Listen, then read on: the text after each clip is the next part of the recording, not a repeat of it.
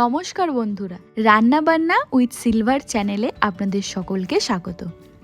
বর্ষাকাল তো এসেই গেছে, সাথে সাথে বাজারে পমপ্লেট আর ইলিশ মাছের ছড়াছড়ি। তাই আমিও কিনে নিয়ে এসেছি আজ পমপ্লেট মাছ। আজ একটা পমপ্লেট মাছের ফ্রাইয়ের রেসিপি আপনাদের সাথে শেয়ার করব। ডাল ভাতের সাথে একটা এই মাছের ফ্রাই পেলে দুপুরের খাওয়াটা কিন্তু একেবারে জমে যাবে। তাহলে চলুন আজকের রান্নাটা শুরু করি। নিয়ে নিয়েছি 3টে মিডিয়াম সাইজের মাছ। মাছটাকে খুব ভালো করে ধুয়ে নিয়েছি। এবার মাছগুলোর বডিটা একটুখানি কেটে নেব, দু পিঠটাই একটু চিড়ে নেব 3টে করে। এতে করে মশলাটা কিন্তু খুব ভালোভাবে মাছের মধ্যে ঢুকে যায়। বাকি মাছগুলোকেও সেম একইভাবে কেটে নিচ্ছি।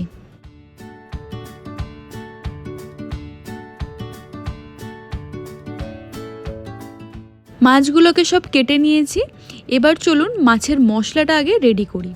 প্রথমেই নিয়ে নিয়েছি 1 চামচ ধনে গুঁড়ো, 1 চামচ জিরে গুঁড়ো, 1 চামচ কাশ্মীরি লঙ্কার গুঁড়ো, 1/2 চামচ চাট মশলা, 1/2 চামচেরও কম গরম মশলার গুঁড়ো, 1/2 লেবুর রস মানে ওই 2 চামচ মতো, 1/2 চামচ গোলমরিচ গুঁড়ো আর পরিমাণ মতো নুন, রসুন বাটা 1 চামচ, আদা বাটা 1 চামচ দিয়ে এবার মশলাগুলোকে প্রথমে খুব ভালো করে মিশিয়ে নেব।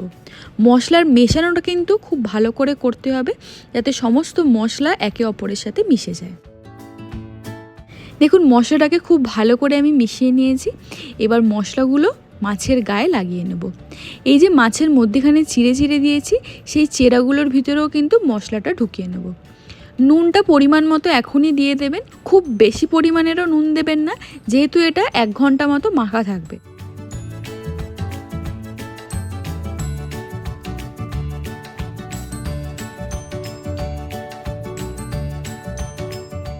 দেখুন খুব সুন্দর করে মশলাটা মাখিয়ে নিয়েছি।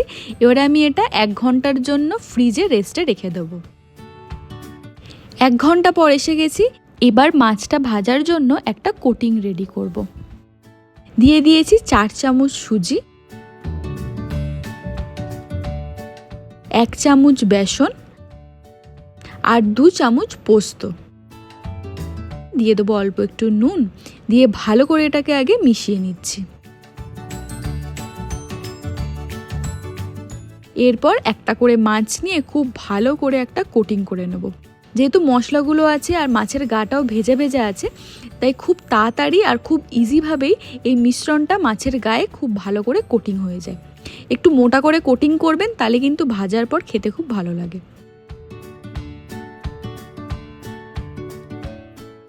দেখুন আমি জাস্ট সিঙ্গেল কোটিংই করেছি, যেহেতু মাছের গায়ে মশলা ছিল আর ভেজা ছিল মাছটা, তাই জন্য খুব তাড়াতাড়ি এই মিশ্রণটা মাছের গায়ে ধরে নিয়েছে।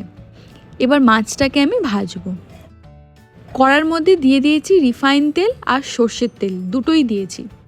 তেলটাকে খুব ভালো করে গরম করে নেব।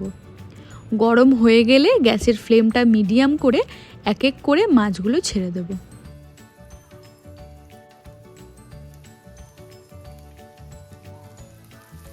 মাছগুলোর গায়ে যেহেতু একটা মোটা আস্তরণ তৈরি হয়েছে, তাই ভিতরের মশলাগুলোও কিন্তু মাছের ভিতরেই থাকে, আর মাছগুলো তেলে ভাজার সময়ও মশলাগুলো পুড়ে যায় না।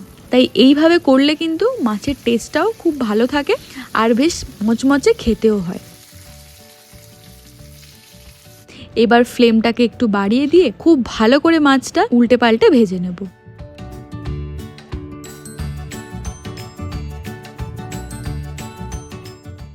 যেহেতু সুজি আর পোস্তর কোটিং আছে, তাই ওপরের আস্তরণটাও ভীষণ মচমচে খেতে হয়। বাড়ির বাচ্চারা যদি মাছ খেতে না চায় বা বড়রাও যদি মাছের ঝোল ঝাল খেয়ে একঘেয়ে হয়ে থাকে, তাহলে এইভাবে কিন্তু মাছের ফ্রাই করে দিতে পারেন।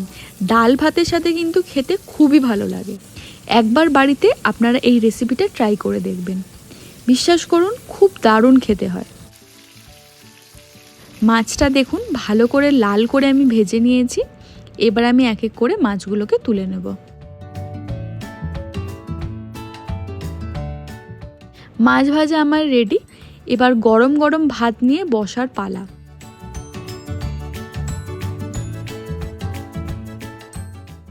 তাহলে বন্ধুরা আজ আমি এখানেই বিদায় নিচ্ছি।